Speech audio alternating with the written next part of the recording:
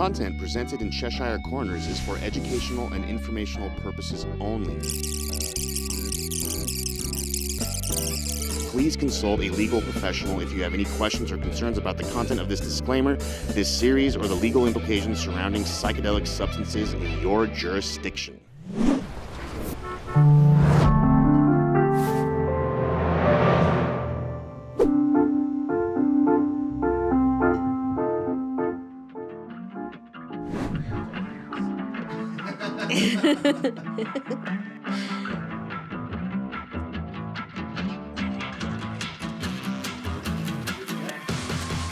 Well, it's a great day here in Colorado, and welcome to Cheshire Corners.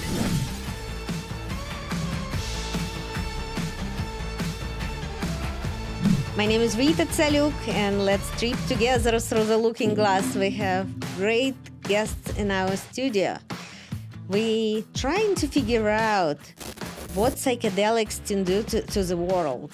And for that, it takes so much that some of our guests have a PhD, studying for PhD in Quantum Institute.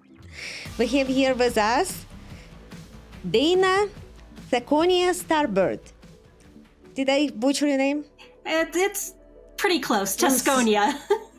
Tsyconyea Starbyrd. Yeah. Thank you so much for joining. Thank you for having me. Thank you. Dana been in the psychedelic space for a while, and she still thinks that she doesn't know everything after being so long there. She's still studying to be PhD.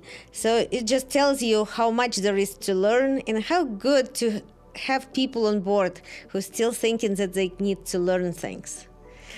And another person we have here is our beautiful guest, Alexsandra Martinez. And Alexsandra tried ketamine-assisted therapy and thinks that it does wonders for her.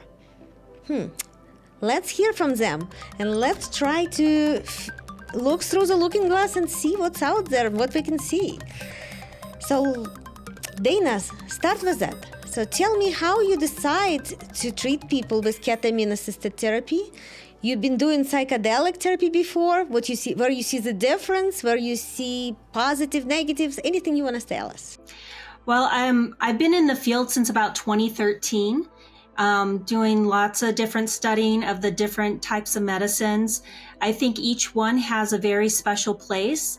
Ketamine is kind of unique because you don't have to worry about if they're on other medications.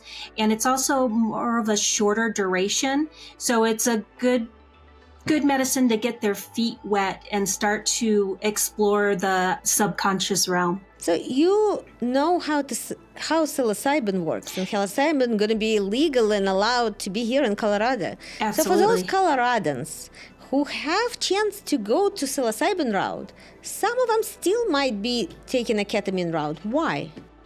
Well, I see a place for all three of the medicines, MDMA, psilocybin, and ketamine, because they each have their own place, and they address different things in different ways. Where the ketamine addresses the glutamate receptors in the brain, the psilocybin and the MDMA address the serotonin receptors in the brain. So you're getting two different modes of action by the different medicines. Ali, you just had ketamine experience. What do you think? It changed my life, of course, for the better. At first, I was really worried, but I was at the point in my life where I needed to make a change. And as I was doing research, there wasn't too much research on it. So it took me some digging to actually get some really good information. And by then, I already made my choice, and I needed to get the help I needed. And that was the best decision I've made so far. I'm proud that you're able to figure out this information with amount of information kind of leading you all different ways, and people having so much stigma around it, and some people don't know anything about it. So even me, somebody who researched psychedelics for a long time, about 5 years ago, I thought that ketamine is a laughing gas. I hate to admit. How did you figure out that it would be good for you? Why did you decide? So actually, my husband had mentioned it because he was doing some studies. He's actually a therapist himself. So he was doing some studies on it, and we both agreed that it was going to be beneficial. but here in New Mexico, there isn't so much resources. So it was really challenging to get more information on it.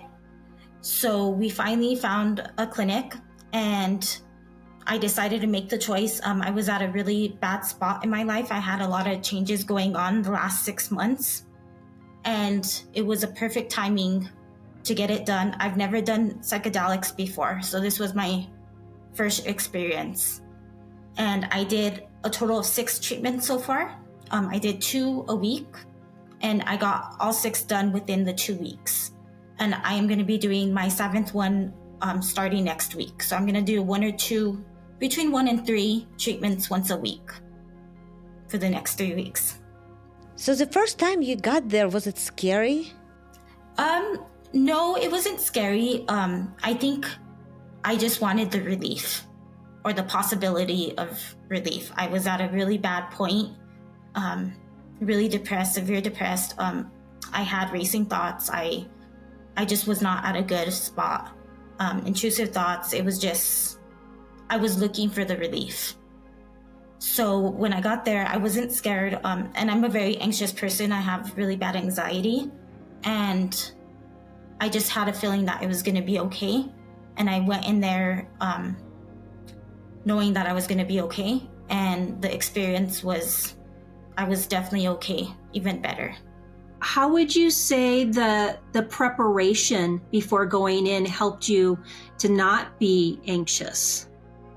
So the preparation, you helped prep me, guided me, and that really made the difference. At first, I didn't know what was going to happen. There wasn't that much information on the prep, so I had no idea, but you helping me get the information and my goal, my intention for that treatment, for that journey, really helped me feel comfortable going in there. So that was definitely the biggest part too.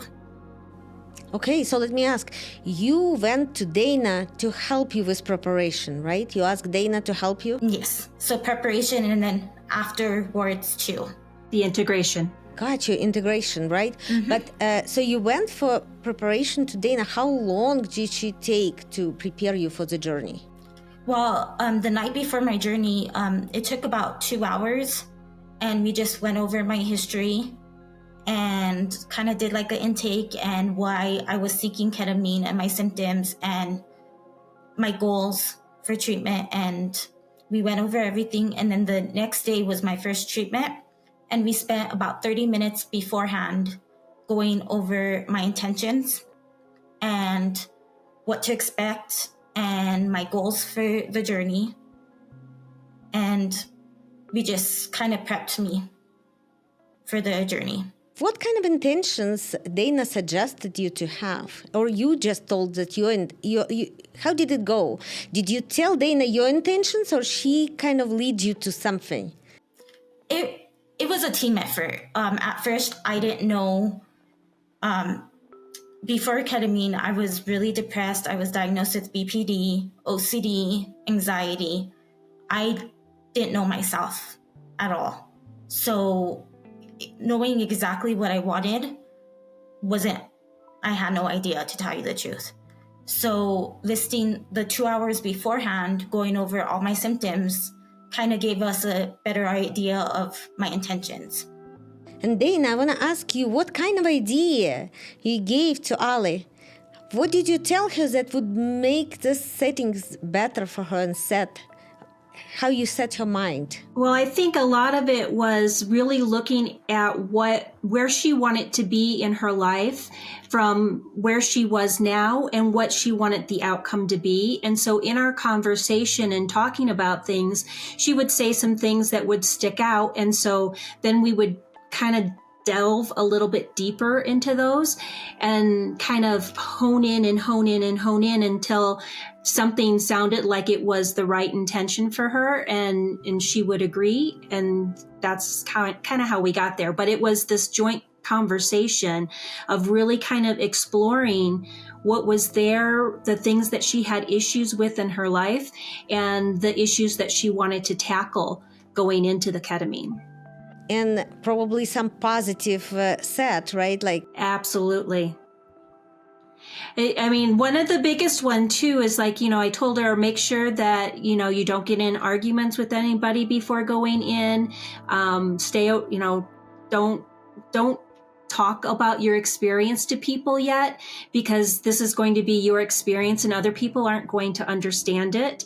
And so there's a lot to unpack, and I didn't want people to, kind of poo-poo what was coming through for her. And so really kind of getting her mindset clear as to what it was that she really wanted to focus on. And as we went through, like each session, there was something different that she wanted to focus on, such as letting go or allowing, like simple things, being able to receive. So as somebody who went through depression, I can pretty much imagine what you want out of the first session. You want it to stop. Stop depression, get me out of there, help me. And then when you get in that help, then you can start seeing other things. Oh, there's more to it. I can wish for more. But the first wish probably just get me out of there. Want to be normal, want to be back. So, okay, you went to the first session. Did you feel something right away? How did it feel? Yeah, so my first session, going in, not knowing what's going to happen, I did. Once it gets started, it happened quick. I lost some people in my life, and I think I had a lot of guilt and felt bad because I didn't have any closure. So the first one was really, seeing some family members and some friends, me getting that closure I needed. So that was, for the first one, really big for me. And that alone, that experience was so peaceful. It wasn't scary. It wasn't uncomfortable. It felt relief, getting those things out that I needed to say, that I didn't get to say. So I tried ketamine myself, oral ketamine, and I remember that when I took ketamine, it was a dissociative state. You feel not the way you feel alcohol, not the way you feel cannabis. It's going to be different way, another kind of feeling. Did you feel that as well? Or what was the physical feeling? Physical feeling, I just didn't feel like I was in my body. That's the best way I could describe it. It was kind of like, I didn't see anything, it was black, but it was kind of like a movie playing in my mind. I didn't have any visuals, especially the first one, I didn't have any visuals. It was more like a movie playing in my mind. That's the best way I could describe it. It didn't scare you, it felt okay. It felt okay. It was very, very peaceful. The peace I felt during all my ketamine treatments, I can't even describe that peaceful. I think I even woke up one time and said, is this what like heaven feels like? Like the peace, like you could just breathe, like a weight off my shoulders. Yeah, I think ketamine, as much as everything's going to be available someday, ketamine is the best of all so far for quick reaction, quick relief. And that's why it's so good for people who are suicidal. It's great. That's why I'm telling people, if they want to commit suicide, don't. Just try ketamine. You might see the lives that you haven't seen before. Just quick reaction. So you went through that, and what happened next? After my first treatment, immediately I didn't have any intrusive thoughts. I didn't have any thoughts of hurting myself. So that was instant. Right when I woke up, like the peace I felt on the next day. And this is something that I took, I don't want to say I took for granted, because I wasn't aware of what was going on in my mind. I was too much in my mind. But I remember the next morning waking up and hearing the birds for the first time. I don't even remember the last time I heard the birds. And I was speaking to my husband and I was telling him, I was like, do you hear the birds? He's all, yeah, that happens. We have birds all the time in our neighborhood. And I was like, I don't recall hearing the birds, and it was so loud, and everything, I felt like I could see everything bright, like I had a different look. Everything was bright, but the birds, that's when I knew I had some relief.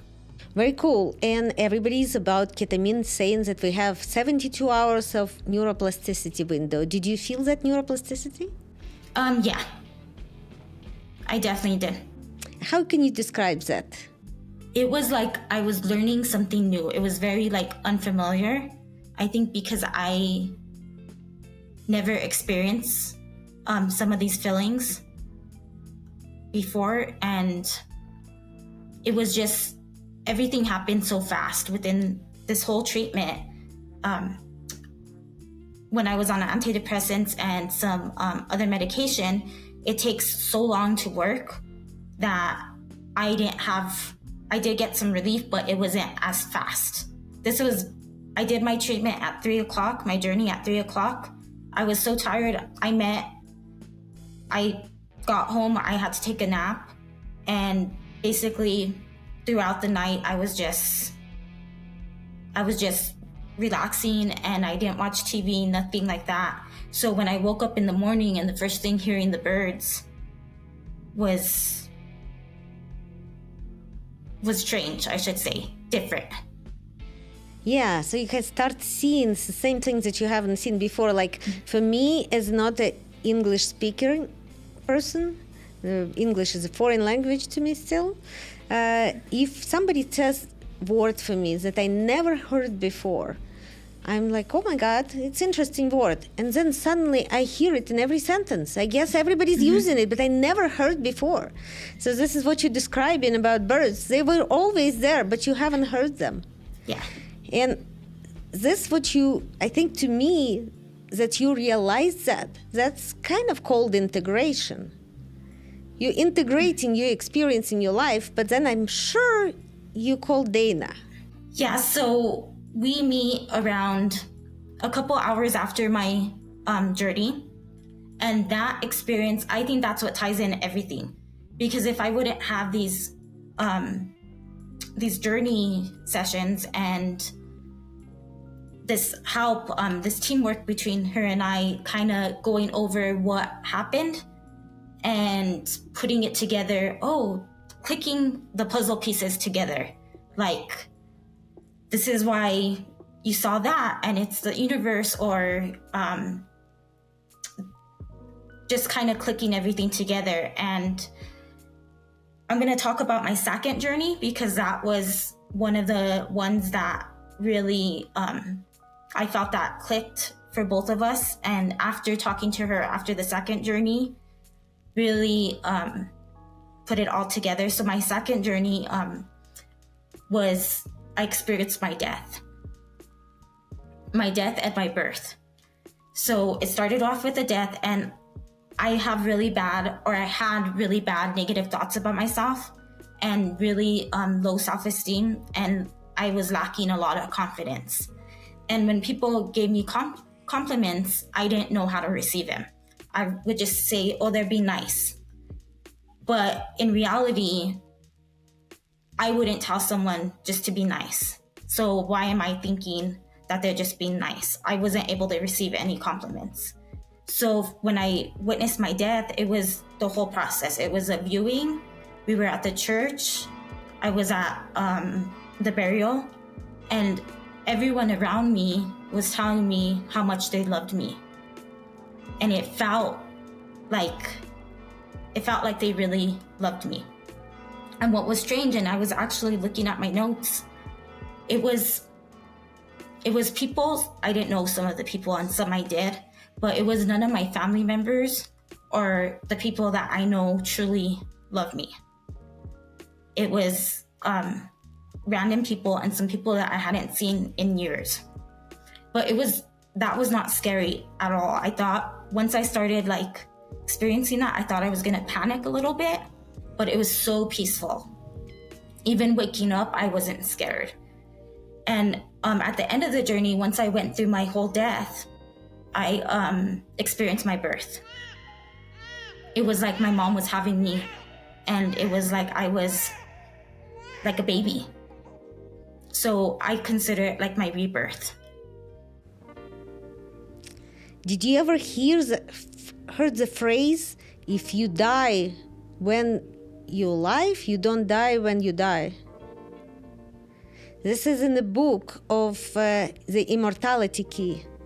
There was talking about religion with no name before Christianity. And that's where they said that if you die when you're alive, you don't die when you die. I think that's how it sounds. So I guess you faced the scariest thing and found out that this is not that scary. So you're probably now a very strong person. Yeah. I'm realizing how strong I am and what I've gone through, and I'm able to deal with it. Ketamine has helped me feel the feelings that I haven't felt in a long time, or feelings that I'm not even familiar, I never felt before. And I was able to keep myself busy before ketamine, that my mind was always going, and I would just stay busy so I won't have to feel those feelings. My mask was on all the time. So once I received ketamine, I was able to actually experience all these feelings and learn how to deal with them in a healthy way, and not have to put that mask or not do risky behaviors just to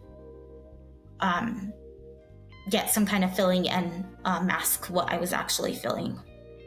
So, and let me guess, after that experience, you also had a conversation with Dana, did you? Yes, and that was one of the biggest ones. I wouldn't have been able to unpack what happened without her guidance and filling in those puzzle pieces. Well, one of the things I'd like to ask Allie, what was the biggest emotion that you felt all the time before going into ketamine? One of the biggest issues was anger. I had a lot of resentment, a lot of anger. I was carrying a lot of anger, and carrying it because I didn't know how to express it, or I didn't know how to deal with it. And after the first treatment, my anger, I wasn't so angry at all. I did use a lot of cuss words. That was part of my daily vocabulary, and that drastically changed a lot. What else happened after that? So once the anger started, I started forgiving myself and was able to love myself again. Actually, truly love myself. I never really loved myself. As far as I could remember, I never loved myself.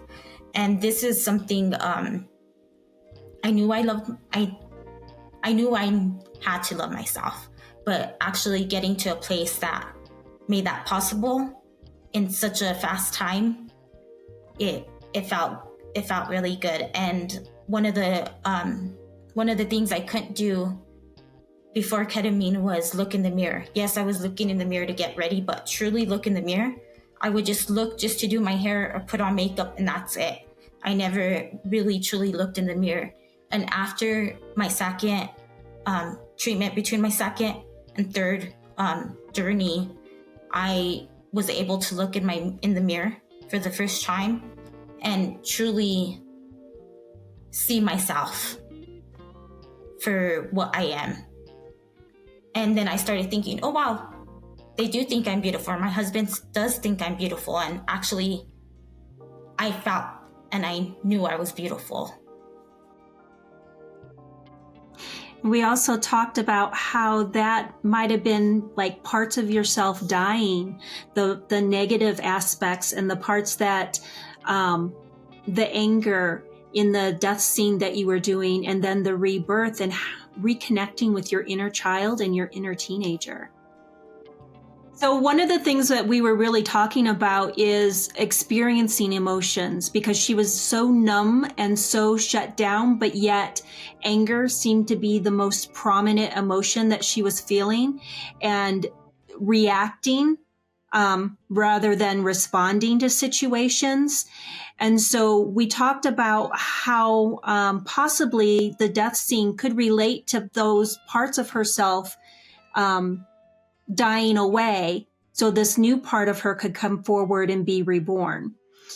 And we ended up talking a lot about the inner child and maybe the needs that she didn't get met, and how when a 2-year-old throws a temper tantrum, and how sometimes we can be acting from our inner child or our inner teenager in everyday life, when in reality, we have to shift the lens and realize, like, oh, that's my inner child, acknowledge what's going on internally, so that she feels calm. And we gave her some tools that she can use, such as breathing and touching in with her heart and grounding.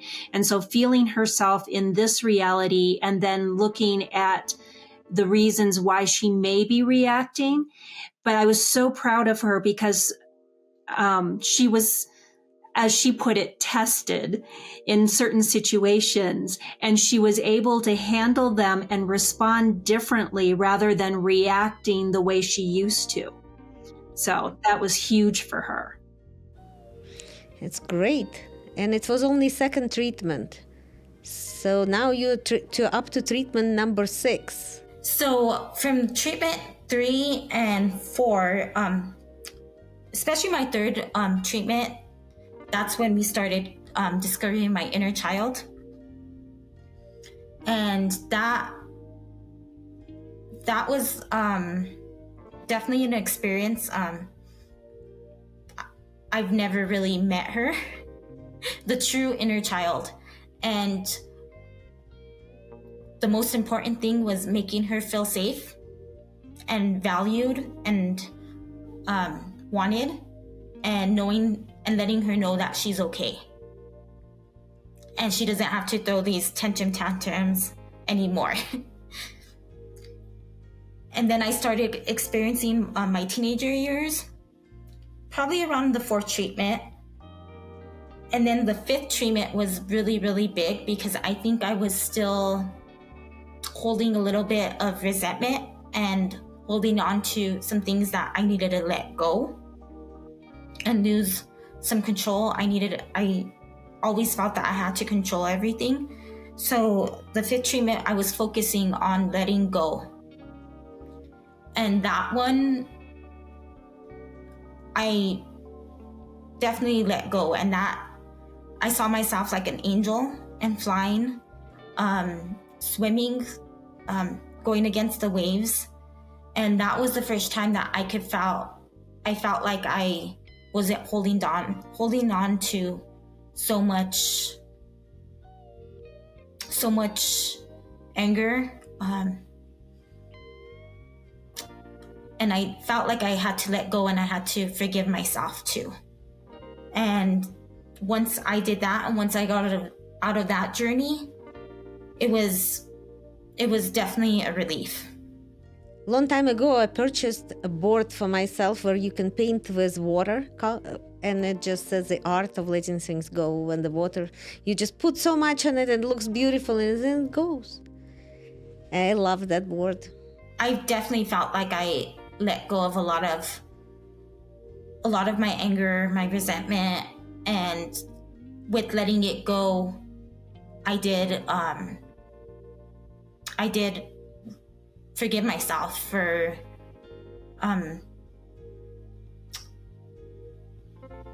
the things that I believed, and not trusting myself and not loving myself. And I could feel like I actually let go, and I actually have myself. One of my stories is right after high school, I went straight to college, and it just wasn't for me. A lot of things happened, and I ended up dropping out. And that was one of my biggest regrets, and I punished myself with that. I don't think I really forgive myself for giving up. So in 2022, I decided to go back. And this last December, I finished and I graduated in May.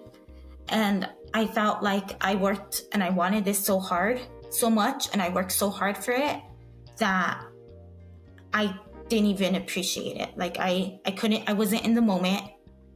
I felt like I couldn't enjoy it, although I was there, but I felt something missing. And after this treatments, I feel like I deserved it, and I actually feel like I accomplished it. So now I'm working on my master's, and during this healing journey, I decided to take a little bit of a break for the first 8 weeks. And that has been a good decision, and I have no regrets, and I'm not holding it against myself and beating myself up over putting myself first and taking the time I needed. And I feel like it's okay. Like I'm not beating myself up over it. Dana, I want to hear from you. What kind of pointers, navigation in this life journey you would be able to give? Well, one thing that was interesting is, she accomplished this big thing. She got her degree, but she didn't have her degree displayed. And we talked about that, being able to see it and being proud of her accomplishments. And so she actually got it out and she framed it, and now it's in a place where she can see it. And when she walks past it, she can actually tune in and feel like, wow, she accomplished this, she did it, and how proud she is of herself for doing that. So that was, it was great being able just to explore those emotions and those feelings. And again, one of the things that she had said is she kept herself so busy prior, and when she was busy, she didn't have time to think about all these other emotions that she just kept shoving down. And so with the ketamine, it has been a very emotional experience for her, because she's experiencing years of emotions that have been packed down and packed down and packed down, and only showing rage mainly, and anger towards people. And so now she's been able to shift all of that, and it's been sensitive. She's been open. And so being able to be very gentle with herself, stay away from social media, stay away from TV, just really delving into what she wants to learn, what she wants to explore about herself. And one of the really interesting things, I think she has a knack for singing, because it came through several times in several different of the ketamine journeys. So, I would say about 4 out of the 6 journeys, singing and entertainment has showed. And I've never thought I had a voice. I've never really liked singing. I never liked recording myself, hearing my voice, because I had a really bad speech problem when I was younger, and I worked really hard on that. So my voice has always been, I felt that it wasn't good. So now I'm exploring my voice a lot more, because I know it's good now. I could actually enjoy hearing myself talk and use my voice now. I think another thing, with all of these emotions that she's feeling, I've been encouraging her to put it down in written form so that she can make a song out of it, or poetry out of it, so that she has a memory of discovering what these different emotions feel like for her. Yeah, at one point I thought that emotions do not mean much. Just whatever we do means more than emotions. I changed my mind on it And I think emotions just mean so much more, and we just don't understand it as a society. And there is also kind of a theory that we all been hypnotized from the time we were born by civilizations, society, parents, everybody, to see this reality the way we all see it. And it's maybe a little different. So tell me, if you, after your 6th session of ketamine, what do you see different about reality? What, how we kind of put things together about reality. Just for example, I see myself as a hardworking individual who gets there. That's how you see it. Or maybe something else, whatever it is. And then you have realization, and then it changes around. So tell me what you see. So experiencing all these emotions is like, the way I see it is I am finding out who I truly am. So finding my voice and finding my self-worth and my value has played a big role, because I know that I have the confidence to do certain things now. And basically, I'm just getting to know myself and discovering what Ali wants to do, and discovering important things about myself and my future, and finding new things that I will enjoy and that will be good for me. I am basically getting to know myself. And that is a journey, and that's been not really a challenge. It's been different. I'm going to say it's different because my whole life has changed the last 2 weeks, to even the type of music I'm listening to, of course, the emotions, even my body. I carry a lot of my stress on my shoulders. And after the first treatment and the first journey, I could instantly feel the relief. My husband was rubbing my shoulders, and he felt like all the knots pretty much gone. So it has brought some relief, not only emotional, but physical relief. I do have some autoimmune conditions, and that the ketamine has really benefit those too, and overall health has been really, really beneficial because of the ketamine. I think one of the other things too that you're really beginning to tune into is your own intuition and your own inner guidance, and being able to trust that wisdom that's coming through. Yes, I did have a lot of trust issues. Part of the BPD, that was one of my really triggers, and I didn't trust myself. So if I didn't trust myself, how was I gonna trust others? So digging deep and being able to fully trust myself and trust that I'm gonna make these good decisions and these good choices, and trust my feelings and my intuition has really helped me trust others as well.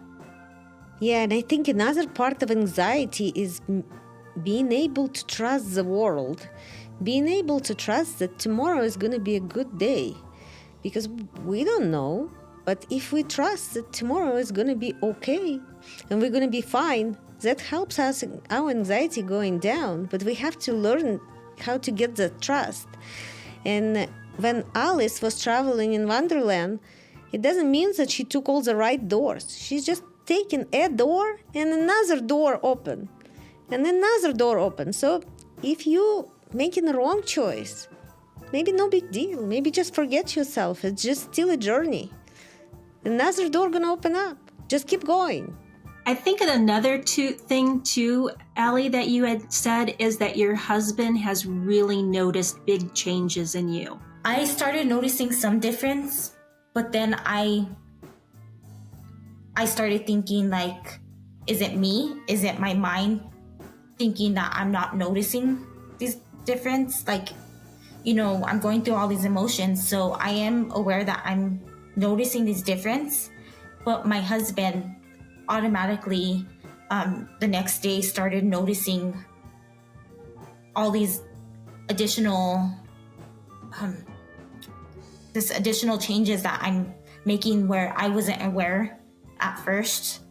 And that felt it was healing for me, and knowing that I'm getting better, but it also brought some relief for himself, because he was really overwhelmed and worried about me, and him seeing me getting better has really, he's noticed the changes. And I haven't been around some of my family since starting this journey, because it's only been a couple of weeks, and, you know, just conversations that I've had with them, they've noticed some difference. So I'm curious when I see them in person and I spend some time with them, the changes they've noticed. But definitely my husband has noticed the changes. He's not walking on eggshells anymore. I was very angry, and any little thing would trigger me and triggered my anger, and, you know, I would use my words in ways that not only hurt myself but hurt others. And that has improved, and I think we've had to learn to forgive each other, and knowing that we're both healing in our own different ways has helped not only our relationship but helped ourselves. Great. So you're going to be finishing your 8th session soon, right? It's coming up. Yes. What's after? Are you planning to continue with ketamine? Or are you planning to take a break? Integration? What is your plan? So I'm going to still be doing therapy and integration. I'm still going to be, if I need maintenance, I will be doing maintenance. And I think I am going to start microdosing some mushrooms. And kind of taking it day by day, healing. It's going to be a journey. It's already been a journey, but I'm learning that I'm going to give myself some grace, and I'm healing, and that's what matters. The time frame, it's happened so fast. So as long as I am doing the work and getting relief, no matter how I do it, just continuing the journey is what's important. Yeah, I agree. So the biggest point to learn is that there is a way out for those people who feel like there isn't anything else for them available. Some people who have failed therapy, failed psilocybin, SSRI treatment, we wanted to let them know that even you are in the United States where there is no psilocybin available or anything else, we're lucky here in Colorado, we're going to have psilocybin very soon. But not everybody is that lucky. There's ketamine available in all 50 states. There is a hope for people. And sometimes we are the ones that holding ourselves back. So I think you're just one of the few who were brave enough to get to that rabbit hole. Alice and you, there's two people, right? And you got there and you see the wonderland. So take a credit for that. Make sure that you credit yourself for everything you've done and your education. And if your master's degree not gonna get right away, it's okay, because it will be at some point, right? And if it's not, then maybe you have a different journey to take. You know who you are because you went to that wonderland and you took so much energy from it that you will figure it out. Yes, one day at a time, and I'm going to be okay. And this time, I always would tell myself, you're going to be okay. You're strong. You're going to be okay. But I never felt it and I never meant it. it was just coming out of my mouth, just saying, I'm going to be okay. But now I could feel it and I know and I trust myself that it's going to be okay. I remember when I went through therapy, my therapist was telling me, I'm okay. And I said, why? I'm okay. Didn't feel it. I'm okay. Still don't feel it. I'm okay. Still don't feel it. And after depression was gone, it's like, oh, I'm okay. You have to feel it. You cannot just tell it. Tell it's good, but you actually have to feel it. So emotions are important. I have a question for you, Allie. How was the art homework for you? One of my first homework assignments was to do some artwork. So I made an art piece and it was a black canvas and I got some neon colors and kind of just splattered it all over the canvas. And the story behind that was I was such in a dark place and I had so much good things going on in my life and things that I should have been grateful for, and not only things in my life but myself. I had, so much going on and I needed to appreciate that more. And I was just such in a dark place that I didn't recognize that. So the idea of the black canvas was me looking in the window. And now that I said window, the first journey, I kept on trying to open a window. And it was, of course, dark and I kept on trying to open it. So that was the window and I could look in the window and see all that good stuff, but I wasn't able to open it and actually believe it. So that was my first artwork. And after my ketamine treatments, I'm going to do another one with the white canvas and the same colors because I see it more like the window open and I was actually able to see all the good things that I couldn't see before because I was such in a dark place.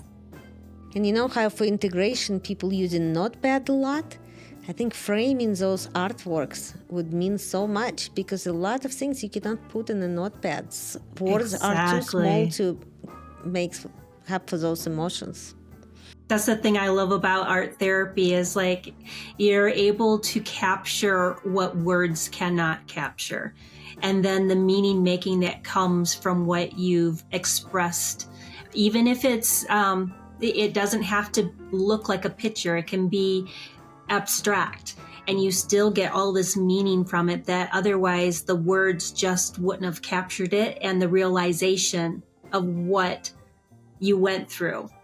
So that it was so beautiful because when she first did that artwork, it didn't click as to what it was, but in other integration sessions, it became clear what it represented. Ali, thank you so much for your story. And Dana, thank you so much for introducing us to Ali. And I think a lot of our viewers would benefit from it because we can all relate to it and we can hear your story and kind of try it on ourselves, and thinking how we can all benefit from whatever is available right now, from new technologies, from new inventions, from old ancient therapy, from ancient wisdom, and how we all have a hope that this black hole that's sucking us in will spit us out and we will come up with the energy, with the future, with all the great things we always wish for ourselves. And being able to open that window, let the light in. Yes. Mm-hmm. I really appreciate you, and I hope all our viewers will like us right now. Will subscribe to our channel, then find Dana's information in the details for this episode. And if you can go there and like her social media, anything that you can do to promote Dana's work, because you see that she able to help people to see what they couldn't see before. She's able to let people know, to hear the word that they maybe heard thousands of times but never recognized. Heard bird singing that you heard before but never recognized that they were singing. So having somebody who holding your hand, who is knowledgeable, who has so much experience and still studying to be PhD, that's so cool. Thank you so much, ladies. I appreciate you. Well, thank coming you. here. Thank you, Allie, for allowing me to witness and see you bloom, because it just makes my heart sing. And thank you for being a big part of this journey. And thank you, Rita, for allowing me a safe place to share my journey and hopefully spread the word about it's going to be okay and how ketamine changed my life and can change others. And let's do this. Maybe we'll meet again, like at some point. Maybe in months, maybe in a year. Doesn't matter. And we will just tell your continuous story in Wonderland. I would love that. Perfect. Thank you so much. Thank you.